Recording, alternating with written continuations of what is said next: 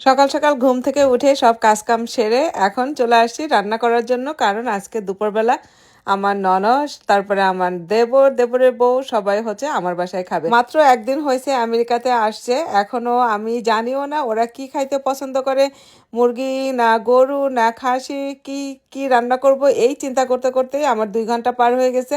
তারপরে অনেক চিন্তা ভাবনা করে কতগুলা ডিম সিদ্ধ করলাম, একটা ইলিশ মাছ ভিজাইলাম, চিংড়ি মাছ ভিজাইলাম, তারপরে একটু সবজি রান্না করব, গাছ থেকে সিম পারবো, মানে কত কিছু প্ল্যান করতেছি, জানি না সব কিছু কতক্ষণে কমপ্লিট করতে পারবো। আর হচ্ছে মুরগির মাংস রান্না করব। এই তো এগুলা নিয়ে তাড়াহুড়া করে রান্না করতে করতে এই তো আমার হাজব্যান্ড গেছিলো ওদেরকে নিয়ে আসতে। এই যে ওরা চলে আসছে সবাই।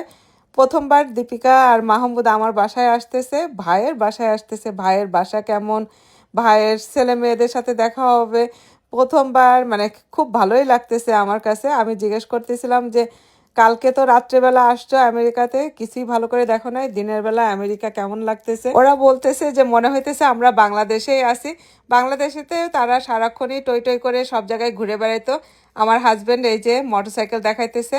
আমার দেবরের বউ কিন্তু মানে বাংলাদেশে সে একজন বাইক রাইডার, মোটরসাইকেল চালায়। কিন্তু আমি বলতেছিলাম যে তোমার ভাইয়ার এই মোটরসাইকেল চালাইতে পারবা কিনা, বলতেছিল না এটা অনেক ভারী আমার জন্য। তারপরে এই তো আমরা বাইরে অনেকক্ষণ বসে আড্ডা দিতেছিলাম। তার ভিতরে আমি আবার মানে তাড়াহুড়া করে রান্নাও করতেছি, ওদের সাথে গল্পও করতেছি। আমার যা আবার আমার গাছ থেকে সিম পেড়ে দিল। এই তো রান্না শেষ, এখন হচ্ছে আমরা একসাথে বসে গল্প করব, খাবো দাবো। খুব ভালো সময় কাটতেছে আলহামদুলিল্লাহ। সবাই আমাদের জন্য দোয়া করবেন। আর খুব তাড়াতাড়ি দীপিকা মাহমুদ ওরা যখন কাজে ঢুকে যাবে তখন আবার এরকম মানে সময় পার করতে পারবো না। সবার জীবন ব্যস্ত হয়ে যাবে। এখন যেহেতু বাচ্চাদের স্কুলও বন্ধ, তাই খুব সুন্দর একটা সময় কাটতেছে। সবাই ভালো থাকবেন, সুস্থ থাকবেন, আল্লাহ হাফেজ।